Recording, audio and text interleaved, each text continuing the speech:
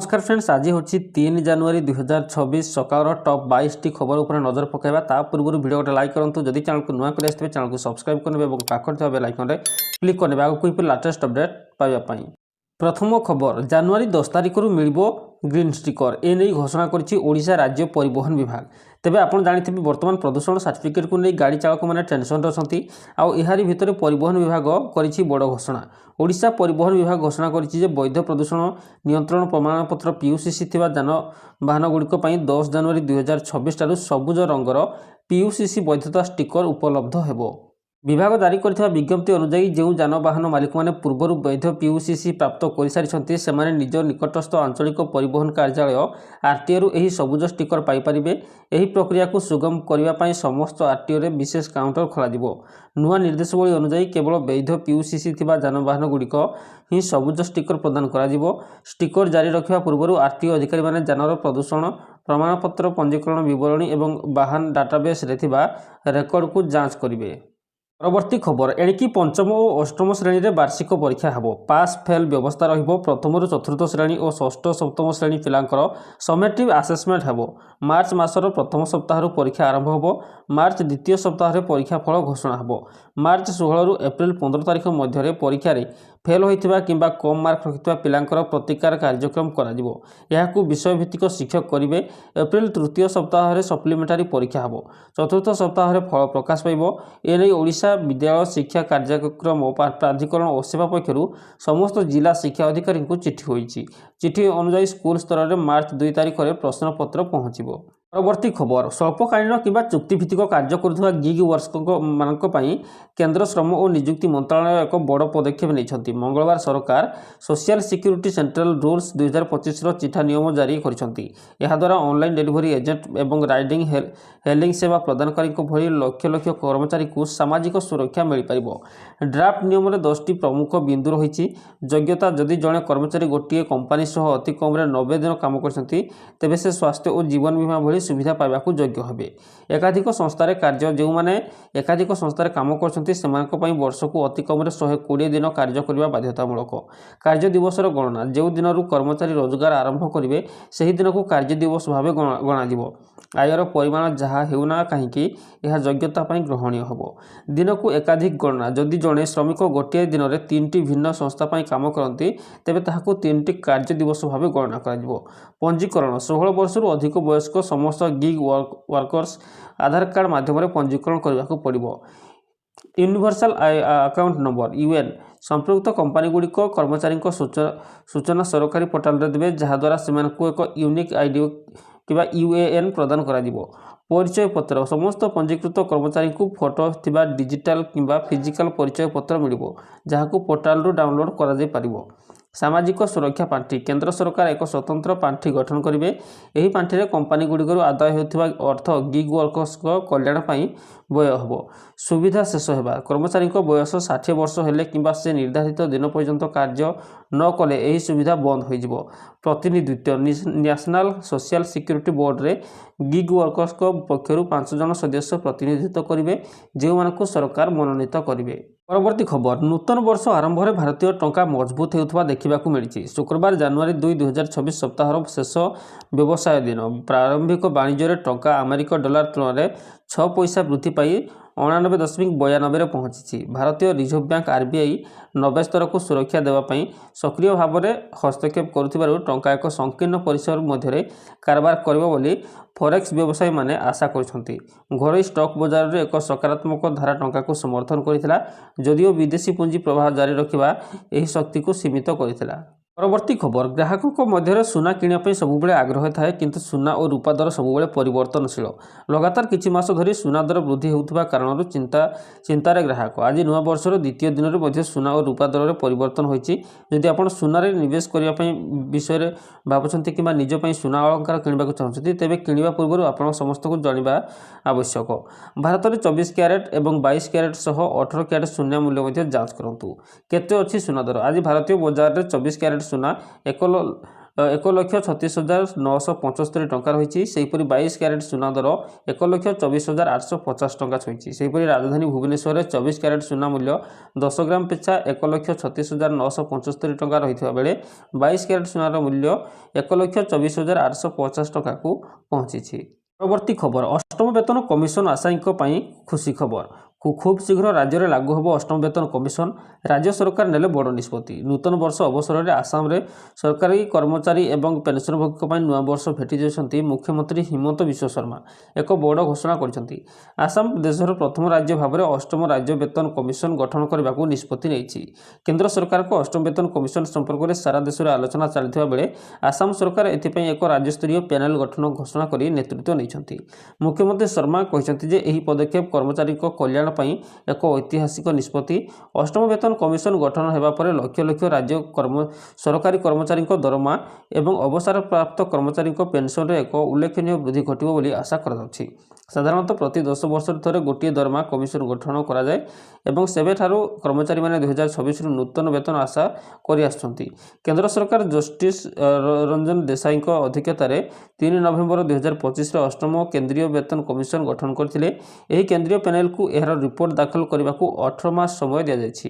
କର୍ମଚାରୀ ସଂଘଗୁଡ଼ିକ ଆଶା କରିଛନ୍ତି ଯେ ସଂଶୋଧିତ ବେତନ ସ୍କେଲ ଜାନୁଆରୀ 2026ରୁ କାର୍ଯ୍ୟକାରୀ ହେବ। ତେବେ ଆସାମ ସରକାର ଏହି ପଦକ୍ଷେପ ପରେ ଅନ୍ୟ ରାଜ୍ୟର ସରକାରୀ କର୍ମଚାରୀମାନଙ୍କର ମଧ୍ୟ ଆଶା ବଢ଼ିଛି ଯେ ସେମାନଙ୍କ ରାଜ୍ୟଗୁଡ଼ିକ ମଧ୍ୟ ଏହି ଦିଗରେ ଶୀଘ୍ର ପଦକ୍ଷେପ ନେବେ। ପରବର୍ତ୍ତୀ ଖବର, ବିଏସ୍ଏନ୍ଏଲ୍ ୟୁଜର୍ସଙ୍କ ପାଇଁ ଆସିଲା ଖୁସି ଖବର। ବିଏସ୍ଏନ୍ଏଲ୍ ସାରା ଭାରତର କଲ୍ ଡ୍ରପ୍ ସମସ୍ୟାକୁ ଦୂର କରିଛି। ସରକାରୀ ଟେଲିକମ୍ କମ୍ପାନୀ ଆନୁଷ୍ଠାନିକ ଭାବରେ ଭୋ ୱାଇଫାଇ ସର୍ଭିସ୍ ଆରମ୍ଭ କରିଛି। ଏହି ସେବା ଆରମ୍ଭ ହେବା ସହିତ ଭାରତ ସଞ୍ଚାର ନିଗମ ଲିମିଟେଡ୍ ଅର୍ଥାତ୍ ବିଏସ୍ଏନ୍ଏଲ୍ ନେଟୱାର୍କ ନଥିବା ଅଞ୍ଚଳରେ ମଧ୍ୟ କଲ୍ କରିବାକୁ ଅନୁମତି ଦେବ।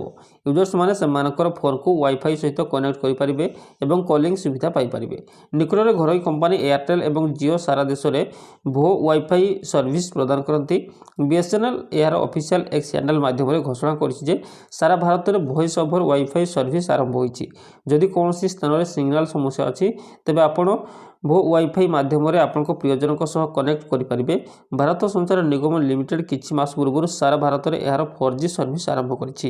ଏଥିପାଇଁ କମ୍ପାନୀ 92,000ରୁ ଅଧିକ ନୂଆ 4G 5G ମୋବାଇଲ ଟାୱାର ସ୍ଥାପନ କରିଛି। ଆଗାମୀ ଦିନରେ କମ୍ପାନୀ 1 ଲକ୍ଷ ଅଧିକ ନୂଆ 4G 5G ଟାୱାର ସ୍ଥାପନ କରିବାକୁ ଯାଉଛି। ଭାରତ ସଞ୍ଚାର ନିଗମ ଲିମିଟେଡ୍ 4G 5G ନେଟୱାର୍କ ସମ୍ପୂର୍ଣ୍ଣ ସ୍ୱଦେଶୀ ଟେକ୍ନୋଲୋଜି ଉପରେ। ପରବର୍ତ୍ତୀ ଖବର, କେରଳର ଆଲପୁଜା ଏବଂ କୋଟ୍ଟାୟମ୍ ସମେତ କିଛି ଅଞ୍ଚଳରେ ବାର୍ଡ ଫ୍ଲୁ ବା ପକ୍ଷୀ ଜ୍ୱର ମାମଲା ଚିହ୍ନଟ ହୋଇଛି। ଏହାକୁ ଦୃଷ୍ଟିରେ ରଖି ପଡ଼ୋଶୀ ରାଜ୍ୟ ତାମିଲନାଡୁରେ ସତର୍କତା ବଢ଼ାଇ ଦିଆଯାଇଛି। ରୋଗର ପ୍ରସାରକୁ ରୋକିବା ପାଇଁ ସୀମାନ୍ତ ଜିଲ୍ଲାଗୁଡ଼ିକରେ କଡ଼ା ନଜର ରଖାଯାଇଛି। ତାମିଲନାଡୁ ପକ୍ଷରୁ ସତର୍କତାମୂଳକ ପଦକ୍ଷେପ ସ୍ୱରୂପ କେରଳରୁ ଜିଲ୍ଲାକୁ ଜୀବନ୍ତ କୁକୁଡ଼ା, ଅଣ୍ଡା, କୁକୁଡ଼ା ବର୍ଜ୍ୟବସ୍ତୁ ଏବଂ ଅନ୍ୟାନ୍ୟ ସମ୍ବନ୍ଧୀୟ ଉତ୍ପାଦ ପରିବହନ ଉପରେ ଅସ୍ଥାୟୀ ଭାବେ ନିଷେଧାଦେଶ ଜାରି କରାଯାଇଛି।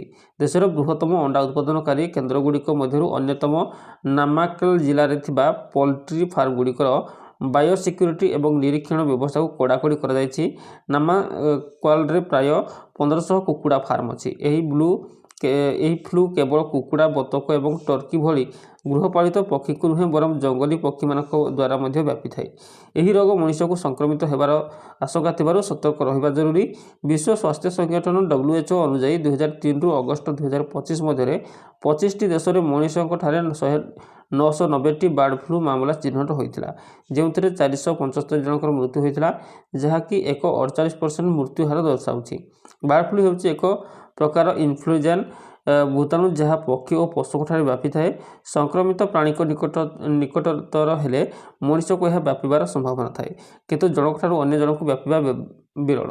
ମୁଖ୍ୟ ଲକ୍ଷଣ ହେଉଛି ଆଖି ନାଲି ପଡ଼ିବା, ଜ୍ୱର ଓ ଥକାପଣ, କାଶ, ଗଳା ଦରଜ, ମାଂସପେଶୀରେ ଯନ୍ତ୍ରଣା, ବାନ୍ତି ଓ ତରଳ ଝାଡ଼ା, ଶ୍ୱାସକ୍ରିୟାରେ କଷ୍ଟ। ପରବର୍ତ୍ତୀ ଖବର, ନୂଆବର୍ଷ ଅବସରରେ ମୁଦ୍ରାସ୍ଫୀତି ସମ୍ପର୍କରେ ନିରାଶାଜନକ ଖବର ଆସିଛି। ପ୍ରକୃତରେ କମ୍ପାନୀଗୁଡ଼ିକ ସିମେଣ୍ଟର ମୂଲ୍ୟ ବୃଦ୍ଧି କରିବାକୁ ପ୍ରସ୍ତୁତ ହେଉଛନ୍ତି। ଏକ ରିପୋର୍ଟ ଅନୁଯାୟୀ ସିମେଣ୍ଟ କମ୍ପାନୀଗୁଡ଼ିକ ଦକ୍ଷିଣ ଭାରତର ସିମେଣ୍ଟର ମୂଲ୍ୟ ବୃଦ୍ଧି କରିବେ।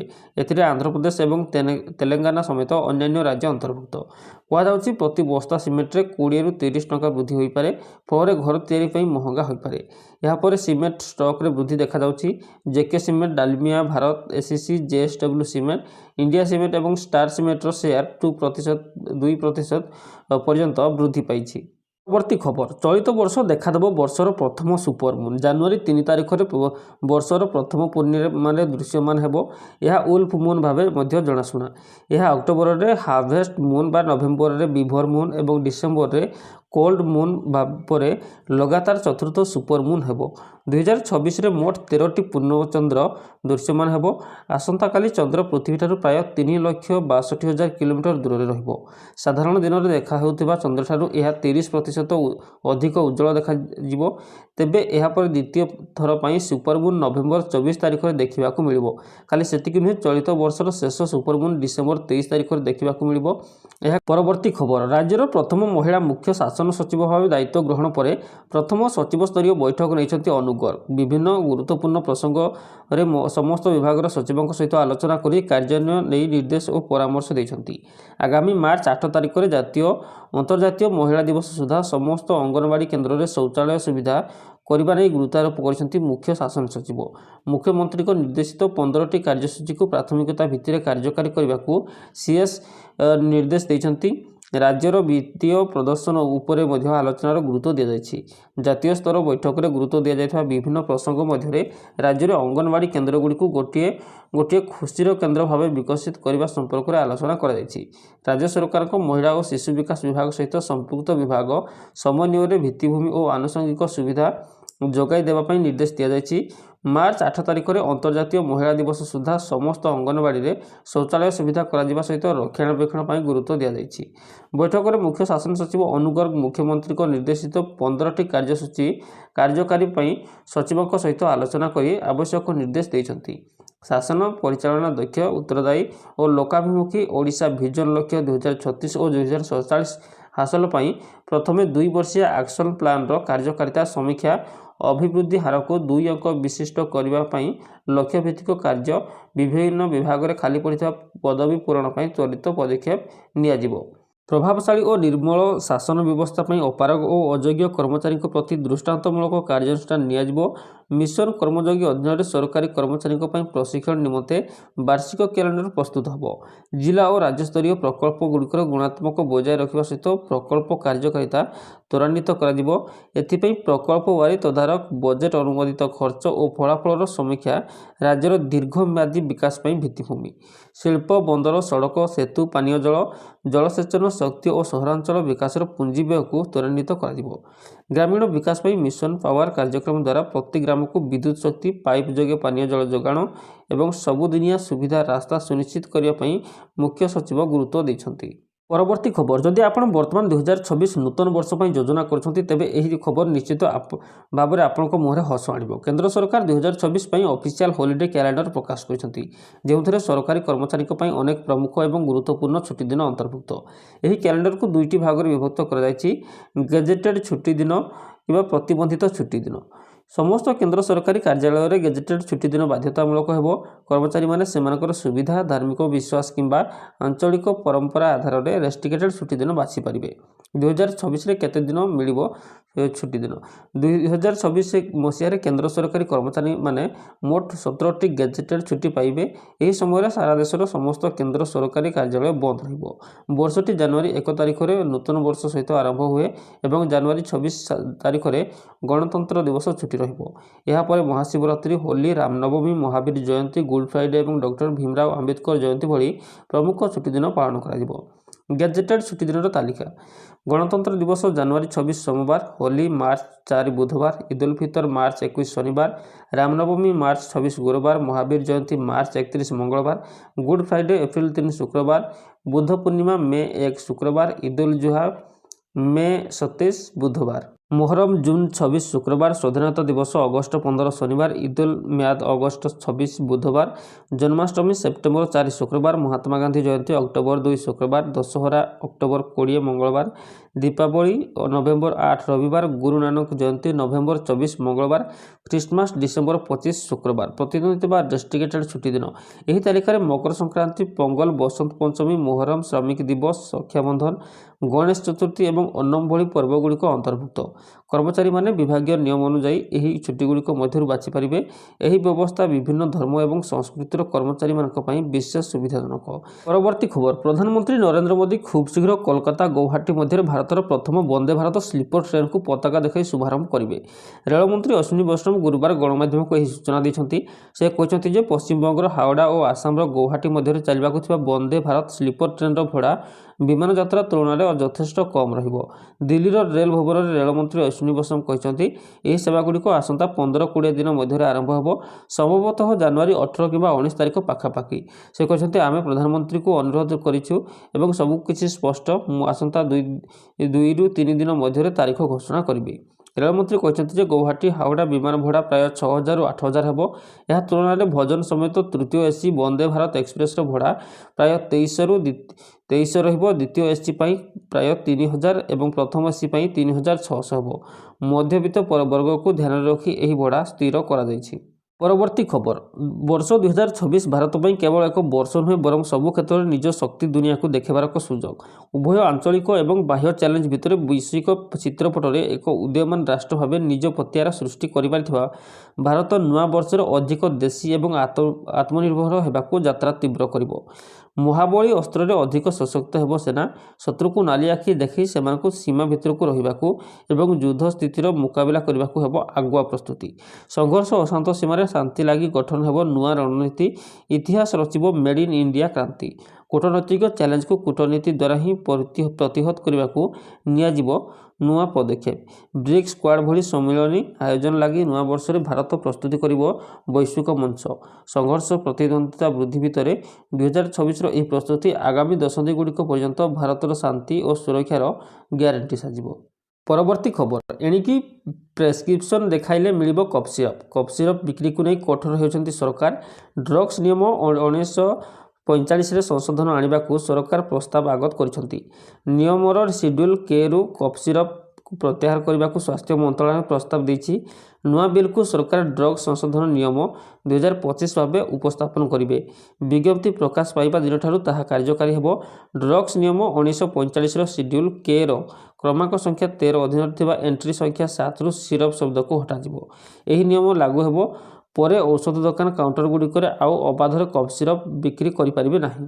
ତାମିଲନାଡୁର କମ୍ପାନୀ ଶ୍ରୀଧର ଫାର୍ମାସ୍ୟୁଟିକାଲ୍ସ ଉତ୍ପାଦନ କରିଥିବା କଫ୍ ସିରପ୍ କୋଲ୍ଡ ଡ୍ରିପ୍ସ ସେବନ କରିବା ପରେ ରାଜସ୍ଥାନ ଓ ମହାରାଷ୍ଟ୍ରରେ ବହୁ ଶିଶୁଙ୍କ ମୃତ୍ୟୁ ହେବା ଓ ଅନେକଙ୍କଠାରେ ପାର୍ଶ୍ୱ ପ୍ରତିକ୍ରିୟା ଦେଖାଦେବା ଘଟଣାକୁ ନେଇ ବିଶ୍ୱ ସ୍ୱାସ୍ଥ୍ୟ ସଂଗଠନ ମଧ୍ୟ ଚିନ୍ତା ପ୍ରକଟ କରିଥିଲା।